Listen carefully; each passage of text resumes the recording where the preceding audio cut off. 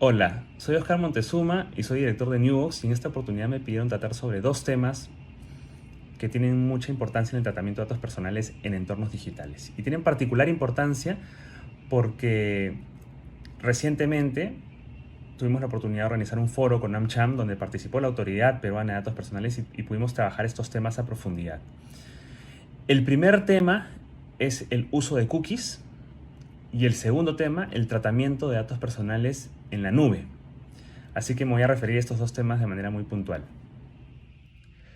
Sobre el uso de cookies, primero es importante definir que una cookie es un archivo que en algunos casos puede permitir la recopilación de datos personales vinculados a hábitos de navegación a través de una página web. También puede servir para capturar información y luego hacer publicidad. Pero en otros casos también se trata de archivos que simplemente facilitan la funcionalidad y la forma de navegación a través de un sitio web. Entonces es importante definir primero si las cookies que tenemos en nuestros canales digitales recopilan o no datos personales. Ese es el primer punto, ¿no?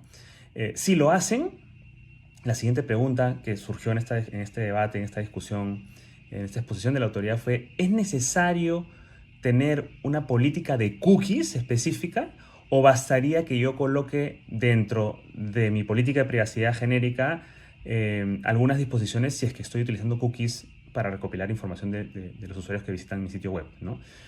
Y la respuesta, la aproximación que dio la autoridad en este foro fue la segunda, ¿no? Es decir, nuestra ley de datos personales, a diferencia de otras como la normativa europea, no exige tener una política de cookies aparte, separada o específica.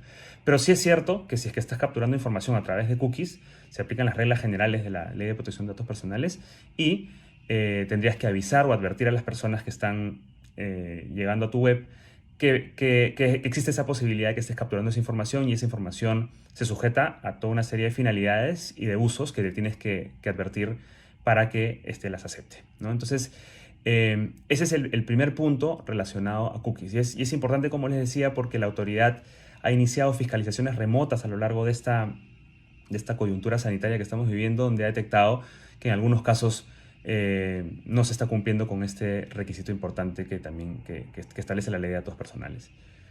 Y finalmente, sobre el tratamiento de datos personales en la nube, primero es importante entender que la nube es una metáfora que está referida a un servicio que dan distintas empresas que cuentan con alta capacidad de almacenamiento de información, ¿no? Tienen servidores en distintas partes del mundo que replican la información entre ellos y permiten, a través de medidas de seguridad bastante robustas, conservar esta información. Gran parte de los servicios que utilizamos en aplicaciones de nuestro día a día están almacenadas en servidores en la nube, ¿no?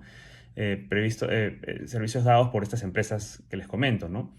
Y entonces, la gran discusión que hemos tenido en el Perú sobre ese tema desde el inicio de la implementación de la ley de datos personales es si es que acá califica estos servicios, que además son prestados por empresas que normalmente están fuera del Perú, califica como un flujo transfronterizo de datos personales, ¿no? Y la autoridad finalmente ha llegado a la conclusión de que sí, y cuando uno llena o registra los bancos de datos ante la autoridad, le piden detallar la dirección del principal prestador de servicios de almacenamiento en la nube.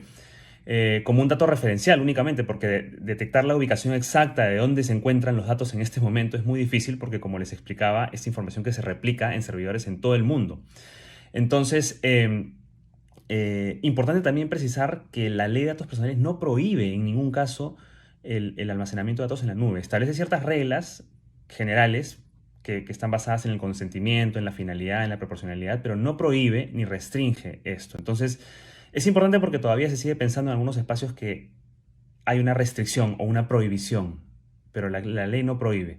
Al contrario, habilita a través de una serie de permisos y autorizaciones que tienes que contar, pero que no se distinguen de las reglas generales de obtención del consentimiento que están en la propia ley de datos personales. Espero que esta información les haya sido de utilidad y quedo a disposición para poder ampliarla en cualquier otra oportunidad. Muchas gracias por la invitación a User 60.